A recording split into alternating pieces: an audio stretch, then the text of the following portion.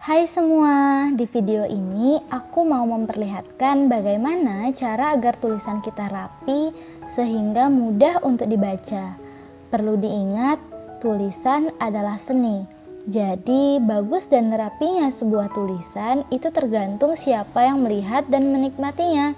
Nah, tips yang akan aku bagikan ini berdasarkan pengalaman dan kemampuanku ya. Jadi, kalau tidak sesuai dengan selera kalian, mohon dimaklumi. Oke, langsung aja kita masuk ke tips yang pertama. Yang pertama adalah nyaman, baik itu ruangan dan posisi duduk kalian. Aku saranin kalian cari tempat yang menurut kalian nyaman. Setelah itu kalian atur posisi duduk senyaman mungkin. Lalu gunakan alat tulis yang membuat kalian nyaman, baik itu pena maupun buku tulisnya. Nah, biasanya aku pakai pena High-Texy nomor 0,3 atau 0,4. Untuk buku tulisnya aku suka yang modelnya line atau garis-garis. Yang kedua adalah konsisten.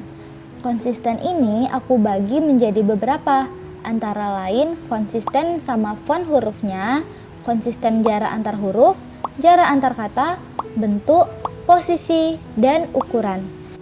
Oke, langsung aja aku bakal jelasin semuanya satu persatu. Yang pertama adalah font huruf. Nah, usahakan font huruf kalian itu dari awal sampai akhir harus sama. Kan ada tuh font huruf yang bulat-bulat, ada yang kotak-kotak, ada yang melengkung-melengkung. Kalau kalian dari awal udah bulat-bulat, sampai akhir pun harus begitu. Jangan dicampur-campur. Jujur, aku sendiri masih belum konsisten di huruf A. Kalau kalian sadar dari awal video tadi, huruf A aku itu bisa berubah-ubah, bahkan dalam satu kata. Kadang huruf A aku itu kayak alfa, kadang kayak gini. Ya, intinya kita masih sama-sama belajar. Yang kedua, usahakan jarak antar huruf kalian itu sama. Jangan terlalu jauh dan jangan terlalu dekat juga, karena bakalan susah untuk dibaca.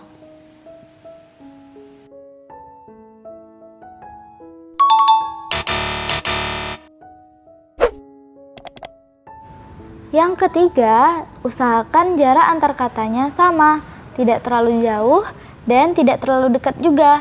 Kira-kira sebesar kalian nulis huruf O di antara kata yang satu dengan kata yang satunya lagi.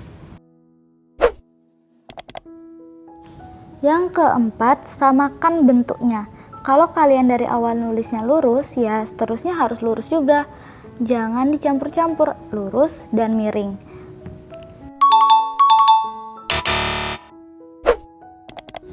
Yang kelima, samakan posisinya. Entah itu di garis bagian bawah, di antara dua garis alias di tengah, atau di akhir.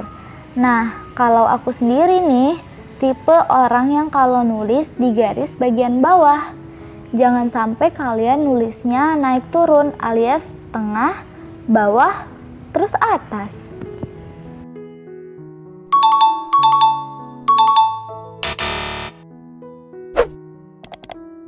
Terakhir, samakan ukurannya. Kalau dari awal udah kecil ya kecil-kecil aja.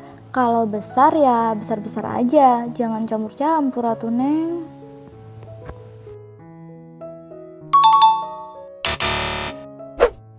Tips yang terakhir adalah praktek. Aku bakal nunjukin ke kalian gimana cara aku menulis huruf kapital dan huruf kecil setelah ini. Biasanya untuk menulis huruf kecil seperti ini, aku nulisnya di baris bagian bawah, terus tingginya itu setengah dari kolom tempat kita menulis. Dan usahakan tingginya itu sejajar alias sama.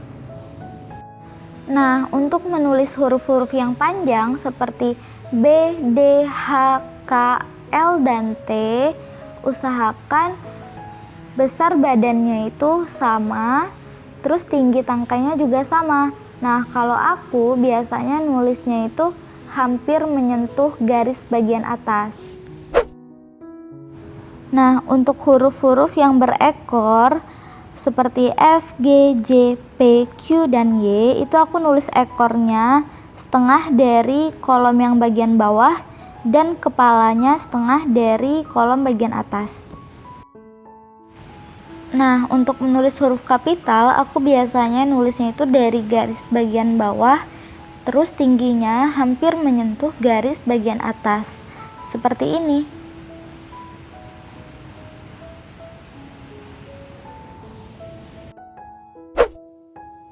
Untuk kalian yang pemula banget nih, aku saranin kalian belajarnya pakai buku kotak-kotak. Karena menurut aku, buku kotak-kotak seperti ini bisa membantu kita dalam menyamakan font huruf, jarak antar huruf, jarak antar kata, bentuk, posisi, dan ukuran huruf kita. Untuk huruf yang panjang, aku tarik tangkainya sampai ke atas garis. Kalau untuk huruf yang berekor, sama seperti tadi, setengah dari kolom bagian bawah. Nah, sekian dulu tipsku kali ini. Jangan lupa like kalau kalian suka, beri kritik, saran, dan request kalian di komentar, dan jangan lupa subscribe biar kalian tidak ketinggalan video yang selanjutnya. Bye-bye.